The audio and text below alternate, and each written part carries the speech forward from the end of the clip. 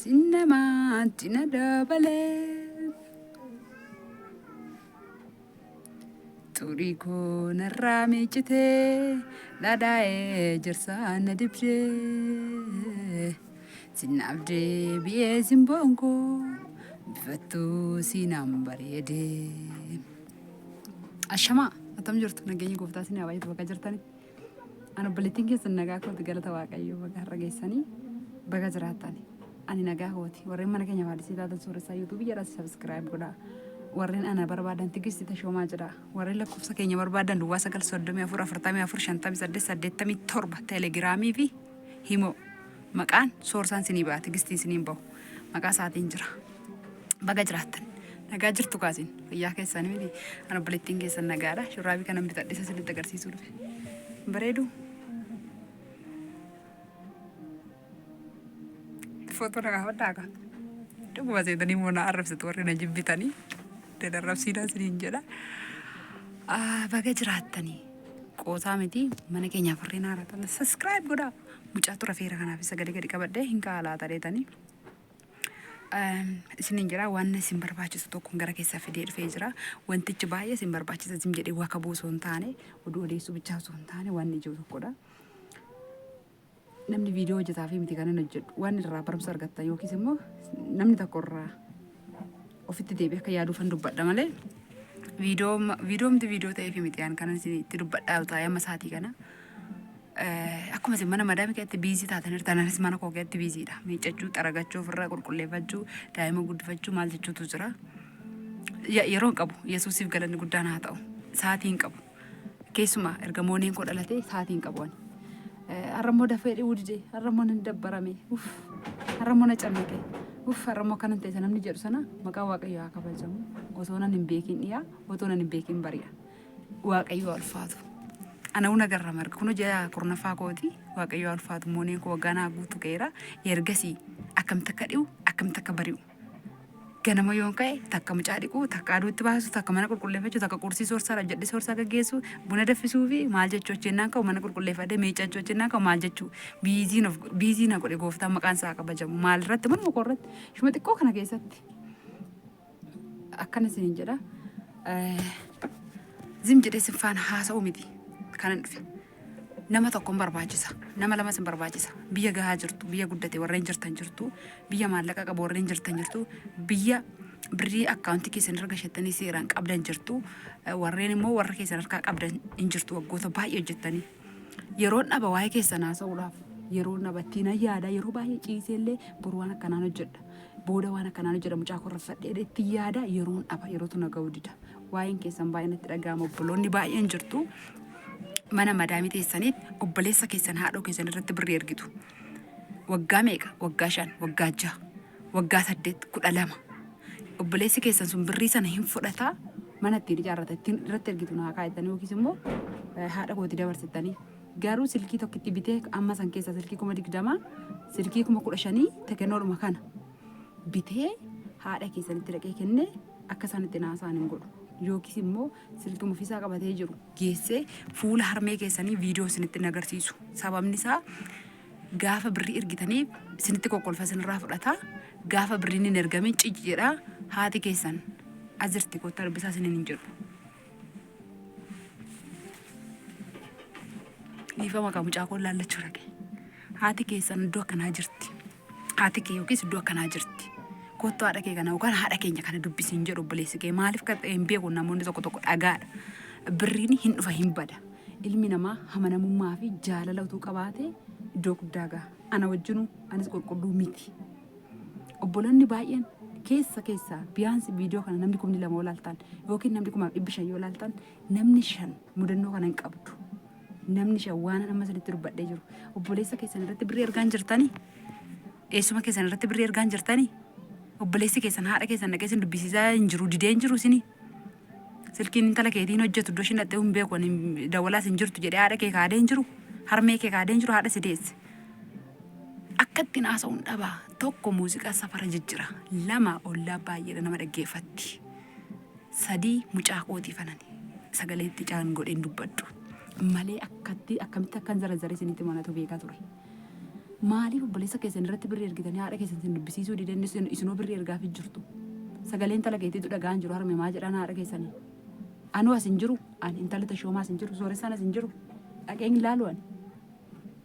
namni waggaa afurtuu haadha keenya argin jirtu as keessaati namni waggaa 5 ishi namni waggaa 8 as keessa hin jirtu ati haadha kee harmee si deessi kan hin argine amma ammaatti obboleessi kee hin hojjetu silkiin ishii jedhee haadha kee kan sirraa dhoowwee jiru akka ishee ati hidhatteen dubbifne silkiidhaan hin jirtanii bakka barbaadan jiraadhaa hin jirtanii isin warri hin jirre deema maal odeessitii jedhaati warri jirtan immoo een jiraadhaa dhaqeensi ni gaafadha dhaqeensi ni ilaala haadha keessan dhaqeetan viidiyoodhaan haadha keessanitti isin dubbachiisa silkii fuudhee dhaqee obboleessi keessan isa haadha keessan dhoksee ishiin hin jirtu hin beeku jedhe san akka inni salaphatu akka inni qaana'uun godha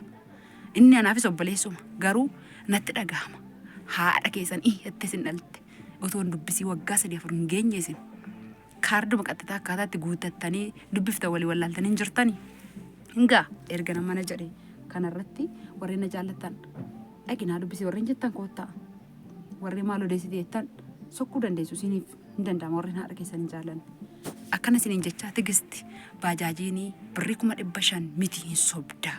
birrii 800dha miliyoona tokkodha ebelo miliyoona tokko bite ebelo 800 bite jechaa jirtu baajaajis miti immoo maa sobdaa makiinaadha makiinaa miti daamaasii jedhamti okay sorry wannoota afaan boodana ba'an kana sanarratti naasa'an normaalii ta'e akkuma koonnaan gaafa cinqamee boohee cinqii kana baaftanii tan si wajjinaasa asumarraa waan akkan dubbadha caaltu maaliif baddee yaadoo koo viidiyoo koon argita ta'e na dubbise rakkoon qabu nagaa waaqayyo bichaa nagaa fadhu siin jedha himoo kennan dhabe karaa wasaabisii barreessinaan zimbette asumarraan obboleetti tiyya caaltuu maqaa biraan na'u caaltuun nama baay'ee tas keessa jira caaltuu ishee harmee kee ana bira dhufte maa nagattee siin jedhu maan si dhabe yaadoo koo maal taate siin jedha dhaamsa kooti kun obboloota koo makiinaas miti sun ani isinis sobuu hin barbaadu wanti isin naa gootanis isinirra dallalu sin jiru daamaasii jedhamti hani bara 2000 meeqa keessa akka baate hin beektu erguma nu lala deemne kana baate 2012 asitti baate hin beektu baajaajii kana warreen immoo baay'ee ala turtanii hin beektan ta'a daamaasii jedhamti koottaame way sinitti hima koottaame birri akkaawuntii keessan irraa hin qabdu isin achi jirtu akkaawuntiin keessan Itoophiyaa jira obboleettii keessan bira yookiis obboleessa keessan bira birri ji'a 3 irratti gashachaa jirtu koottaame birriin keessan 600 harka keessan irra hin jira akkaawuntii keessan irra 600 warra akkaawuntii irraa qabdan hin jirtu akkaawuntiin keessan Itoophiyaa jira isin biyya hormaa jirtu obboleettiin keessa yookiis obboleessi keessan dhaqee isin guuchisaa jira warri akkanaa yoo jiraattani baajaajiin suni daamaasii jedhama sinii galeera daamaasii jedhama malee makiinaa miti malee miliyoona tokkos miti 800 miti haddisii ishee maal fakkaattu birrii 600 yoo qabaattan koottaame fiigaa galaati madaamiidhaan haadha koon dubbisee deebaa jedhaaniiti damoosa ji'a tokko achitti qabsiisaati fiigaa koottaa bitadhaati amanamummaadhaan farramsiisaati qixxeetti kennaati namatti deebi'aa mana madaamitti deebi'aa hojii keessan hojjetadhaame birriin keessan 600 sun 700 sun cuqqaalame akkaawuntii yeroo ta'e hin dhalu baajaajii amma kaleessa lafa birrii 10 deemsuu sittanii birrii 150 kaffalee qodaa wayii fe'ee bakkaan gahe bakka manuma koo biraan jechuun iddoo hojii soorsaatiin gahe qaalitti lafa birrii 10tiin dhugaa waaqayyoo sunitti hima mee koottaa isa kan hojjedhaa bu'aa ofiif buusaa obboleessa keetti birrii gadi zavazafteetti hin ergiin hagibaamii malee akka barbaadetti fayyadaman hin godhin akkatti dafqiteessa fidde yaadadhu qaniiniin fiiga nan beeka damusa ji'aan argatta otoo ati hin beekin birriin furdaan harka kee irra ga'a isa ilaaliin humna keessa dhumaa jiru foon keessa bosa ilaaliin ofirratti lafee si seenaa hojiin biyya namaa lafee kee nama seena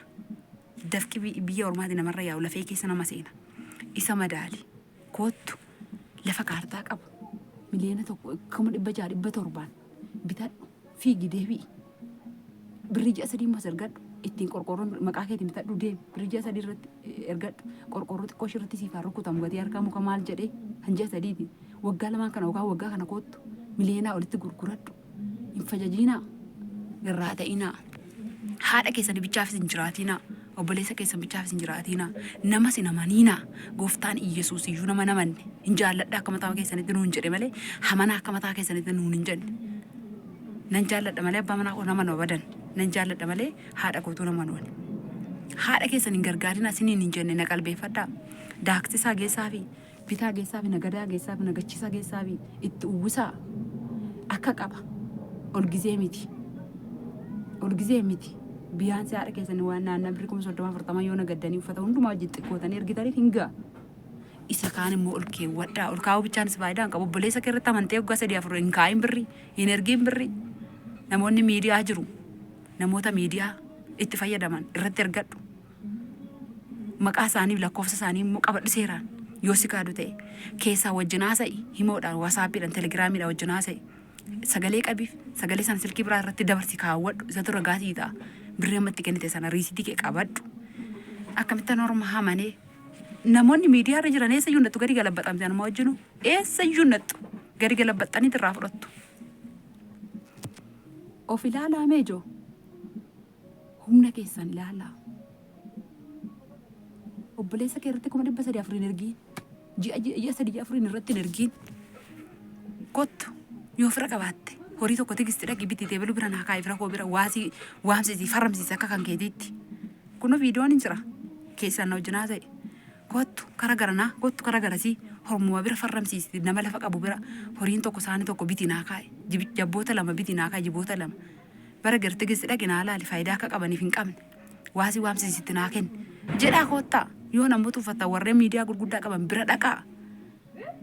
isinis hojii hojjedha birriin keessanis hojii haa hojjetu damaasiin sun birrii 600 ishii xidditte iddoo isaati hin bitama kaleessa afaan koon dhaqee gaafadhe kaleessa gabaa haqaaqii qaallittii dhaqeen asii abboo irraa nan deeme saaris irraa nan deeme saaris irraa qaallittii nan deeme qaallittii irraa haqaaqii qaallittiin deeme makiinaa 3-4 baajaajii gidduutti ittiin deemu iyyuu malee amma kana hundumaa waan baay'ee xaarroof hin deeme dhugaa waaqayyoo sanitti mucaa guddoo kutti godhee dhadhe birrii keessaniinis hojjedha humna keessaniinis hojjedha achi taa'aati hin gowwoomina yoon as keessatti sin dogoggorse obboleewwan koo sinan jaalladha dhiifama naa godhaa kanan sinitti akka obboleettiitti baajaajittiin dhugaadhumadha ani sin isobuu hin barbaadu waaqayyo sin faana haa ta'u lafa jirtanitti nan arrabsinaa dara waaqayyo na arrabsatanis rakkoo hin qabu garuu namatti hin qabatu garuu nama waan ta'eef iji keessanii na koomentii ilaalu nama aarsa viidiyoon kee dhaga'amu tigisti koomentiin dubbistu naan jettu nan dubbisa dhugaa waaqayyooti viidiyoo gadhiifnaan nama meeqatu ilaale jedheen dafee jala kaadha ani koo maqaa keessan tokkoon hin beekaachi jalatti dhugaa sinin jedha maqaa keessan tokkoon amma yoo ani sinin sobne viidiyoo namni 700 gaddaa laaltan kanan zayitii bituu deemaa jiru sana hin dubbifne isa kee kan baajaajitti kana bichaan fudhadhe kaleessa hojiirra oole waan ta'eedhaaf amma ganaan gattaa'ee dubbisa tarii achi keessatti gaaffii tujjira ta'a. Kana sinin jedha libbi qirsi sinin deebifne onnee sinin kennine ganaa sinin kennana eeggadha sinin jaalladha lafa jirtanitti wanni barbaadanitti hamana isinaa eegu nama 500 keessa namni 2 yookiis namni tokkittiin gorsa kokonatti yoo fayyadamtanii anillee nan gammada. Isinillee lakkiin talli daalachooftu suni yookiis intalli fokkiftuun suni edawaan ammana dabarsitiin seenee ammana natti himtee ilaata jechuun keessanii noolochi keessa nam tokko isheen sammuu ishii dadhabduu immoo koomentiin nama arrabsitu wajjin hin gowwoominaa dhiisaa isin jirti obboleettiin na arrabsitu suni ani footoo ishee iskiriinshoot godhee kaa'etan jira maxxasuun barbaanne nama maxxasa ishee akkanaa laaltanii faana bu'aan bu'inaa yeroo keessanis itti laattanii teessanii koomentiin barreessinaa jala galtanii jaalala keessan nan beeka warreen na jaallattan jala galtanii maasi gootee dhiisi beeminaa min jettu waan ta'eef dhiisaa sinin jaalladha waaqayyo sin haa eebbisu yoo gooftaan koo jedhee viidiyoon koo sirrateera dhee abdiin qaba siniifan gadhiisa irraa nam takkatti faayidaa argadhuuti bareeger silkiin haala waliiti yoo baranallee dhiifte bareeger naan jijjiiramee fooyyee jedhee kana jedhagna muluu mul'isee viidiyoo waraabadhutti naa ta'eera naan jedhi waaqayyo siif haa taasisu sin jaalladha. Ciao.